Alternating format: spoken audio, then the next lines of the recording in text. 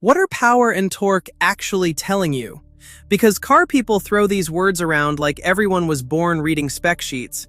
This car has more power. That one has more torque. Diesels have torque. Sports cars need power. Fine. But what do those numbers actually mean when you are comparing real cars? Why do car brochures give you two different numbers? You may see something like 85 kilowatts and 138 newton meters. One number is power, the other is torque. They are related, but they are not the same thing. And if you only look at the bigger number, you can misunderstand the whole car. So what is torque in normal human language?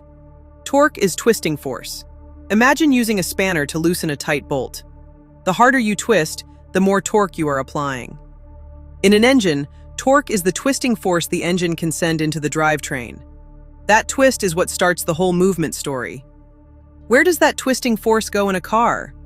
The engine creates twisting force, then the gearbox and drivetrain pass it toward the wheels. But here's the important part. Engine torque is not exactly the same as wheel torque. Gears can multiply torque, just like low gear on a bicycle helps you climb even when your legs are not suddenly stronger. Then what is power? Power is the rate of doing work. Less textbook. It is not just whether the engine can twist hard, but how quickly it can keep doing useful work.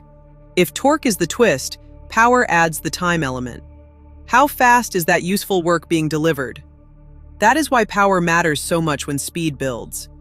How are power and torque connected? The simple idea is this. Torque is the twisting force. Engine revs tell you how often that twist is happening, and power is the result of useful work being delivered over time. So power is not separate magic. It comes from torque and engine speed working together. Why do people say a car has good low-down pull? Usually they mean the engine makes useful torque at low revs. The car does not need to scream to move easily. That is why many diesel engines and small turbo engines can feel strong in normal driving, even if they are not the most powerful cars on paper. If torque helps you move, why does power still matter? Because as speed rises, the car needs to keep doing work quickly.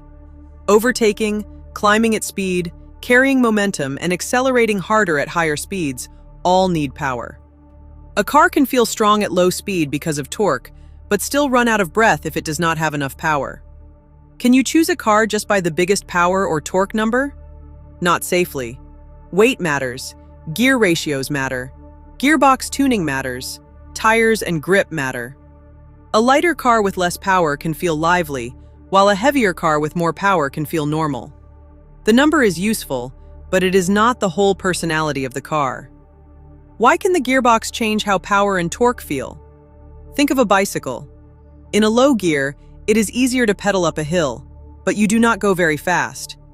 In a high gear, you can go faster, but it needs more effort. Car gearboxes do a similar kind of job. They can make the same engine feel stronger, calmer, quicker, or lazier, depending on how they are tuned. Why does it matter where the engine makes its power and torque? Because a peak number is only one moment. One engine may make its best torque low down, so it feels relaxed and easy. Another may need higher revs before it wakes up. That does not make one automatically better. It tells you how the engine likes to be driven. So what should you look at when comparing cars? Look at the power and torque numbers, yes. But also ask, where does the engine make that strength? How heavy is the car? What gearbox does it use? Is it for city driving, long-distance cruising, towing, overtaking, or fun? The right number depends on the job. Which spec has confused you the most, power or torque? Drop it in the comments. And if you have ever compared two cars where the numbers looked close, but the cars felt completely different, share that too. Your comment might help someone else stop worshiping the wrong spec. So what is the clean car what version? Torque is twisting force. Power is how quickly useful work is being done. Torque helps explain the shove and effort. Power helps explain how strongly the car can keep working as speed rises. They are different, but they work together. What car spec should we explain next? Turbo, engine size, gear ratios, or why some small engines feel stronger than bigger ones? Drop your suggestion below. And if this finally made power and torque make sense without turning your brain into an engine dyno, like the video and subscribe to Car What for more simple answers to car questions people actually ask.